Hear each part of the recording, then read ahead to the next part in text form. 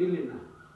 હવે દિલ્હીના અકબર બાદશાહ એ મોટા મહાન થઈ ગયા અને પોતે દયાળુ હતા, ધર્મવાળા હતા, બધા ધર્મને માન આપતા.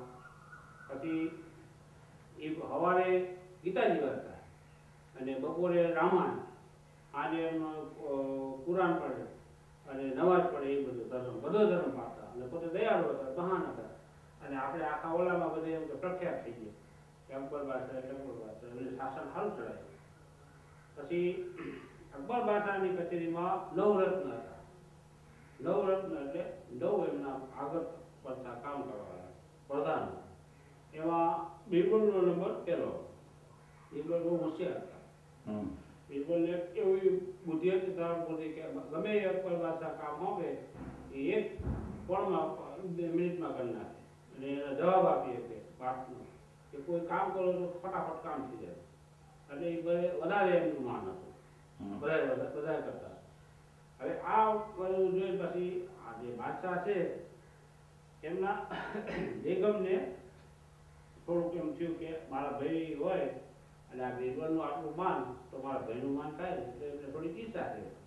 ઈચ્છા છે એટલે એમ કીધું બાદશાહને કે રાતે કે ભાઈ આ મારા ભાઈને આપ નિવૃત્ત કરો અને કચેરીમાં આપની આગળ સેવા કરે. અને પછી અકબર બાદશાહ કે તમારા ભાઈ બુદ્ધિવાળા છે ને, કે હા છે બુદ્ધિવાળા, ભલે કે આવે એમાં શું, મારે તો આપણે આપણા સગા જ છે તો રાખી આવી જાય. પછી એ નિવૃત્ત કરે છે એમને એના હારા. પછી આ તો એમને 6 મહિના થયા. અકબર બાદશાહ વિચાર કર્યો કે પરીક્ષા કરું મારા શાળાની. પોતે હુકમ કર્યો કે આ આવો, હવે એનું નામ તો શહેનશાહ હોય કે ગમે એ હોય, કે તમે જાઓ, મારે તાત્કાલિક 3 લાખ રૂપિયા જોઈશું, એ આપો મને લઈ આપો. પછી કે તેજુરીમાંથી નહીં લાવવાના. તો ઓલા વિચાર કરે કે મારા 3 લાખ રૂપિયા તેજુરી વગર મારે ક્યાંથી કાઢવા. તો એટલે પાછું અકબર બાદશાહે એવો હુકમ કર્યો કે અમારે 3 કલાકની અંદર જોઈએ, જાજા જોઈએ તો 4 કલાકની અંદર. પછી આ તો વિચાર કરે કે 4 કલાકમાં પછી આ જાય છે એમના બેન આગળ કે હુકમ કર્યો છે બાદશાહે કે 3 લાખ રૂપિયા લાવો અને 4 કલાકની અંદર. તો આ તમારા આગળ છે ને તેજુરીમાંથી નહીં લેવાના. પછી કે 3 લાખ રૂપિયા તો મારા આગળ ન હોય કે તેજુરી સિવાય. પછી આ તો મૂંઝાય છે. પછી 3 કલાક થઈ ગઈ, 4 કલાક થઈ ગઈ, સમય એમ કરતા કરતા પૂરો થઈ ગયો અને પૈસા થઈ ન હોય. બોલાય અકબર બાદશાહે, બોલાવો. શું કહ્યું? ભાઈ તો કે નથી થયું નામદાર, બની નથી. કે તો હવે કે બોલાવો બિરબલ.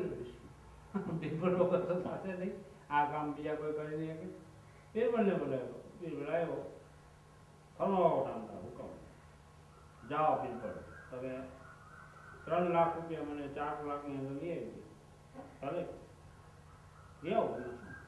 પણ કે તમારે તેજુરીમાંથી નથી લાવવાના, બહારથી ગમે ત્યાંથી લઈ આવો. હુકમ છે. બિરબલ કે ભલે નામદાર, હુકમ. બિરબલે વિચાર કર્યો, બુદ્ધિ દોડાવી કે મારે થોડાક માણસો, હા માણસો લઈ જાઓ મારે જોઈએ એટલા, કે મારી કરવા છે, આપણે ઘણા માણસો જય બાબાની ઉપર.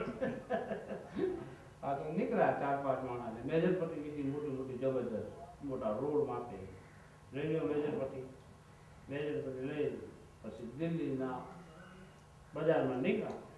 જ્યાં ઝવેરી બધા મોટી હાઉસ હતી, જે સોસાયટી, ત્યાં જઈને દુકાન ત્યાં જઈને મહિના માફ કરવા.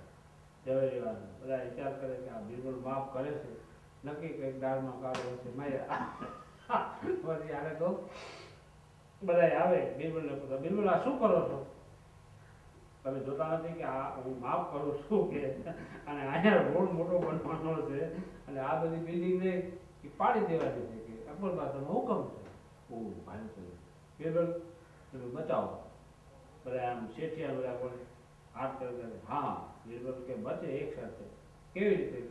કે તમારા કોઈ 50,000 આપો, કોઈ લાખ આપો, કોઈ 25, જે શક્તિ હોય એ પ્રમાણે આપો પૈસા, અને મારે 3 લાખ રૂપિયા જોઈશે. કેટલા? 3 લાખ ખાય એટલે આ બધું માફ, પછી કઈ ન થાય. હું અકબર ભાષાને સમજાવી દઉં છું કે આ હુકમ તારે થોડાક દી જાળી રાખો. ભલે એમાં શું કે ઓલા મોટા મોટા દવેજ હતા એને શું પૈસા દેવાના, બધાએ ભેગા થઈને 3 લાખ કરી દીધા. 3 લાખ કરીને અકબર બિરબલ તો આવ્યા વાસાને. અકબર બાદશાહ કે આલ્યો લાંગા પૈસા, અને આ જો હજી 4 ઘંટા પૂરા નથી થયા, 3 જ થયા છે. આપણા વાળાને તો આપણે 4 ઘંટા આપ્યા હતા, પણ મેં તો આ કામ 3 ઘંટા ઘરનામ કરીને. પછી બહુ ખુશ થાય છે અકબર બાદશાહ કે બાને તો આટલું જોતું હતું કે પરીક્ષા આપી છે કે આમાં કોણ હોશિયાર છે, તમે હોશિયાર છો, તમારો હારો હોશિયાર છે. એટલે કે હવે આ બાર પૈસા નથી તો આ તો તમારે જે પેલી લયા હોય ને પાછા કરી દો. મારે તો ખાલી એક પાછું લેવું પરીક્ષા હતી. એટલે આવું છે અકબર બાદશાહ અને બિરબલ એ બે કાયમના માટે ભેરું નામ અને ભેરી જ વાર્તા એ બધી બિરબલની અકબર.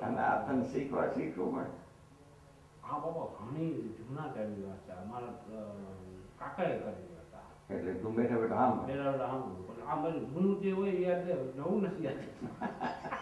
એ વાંધા છે.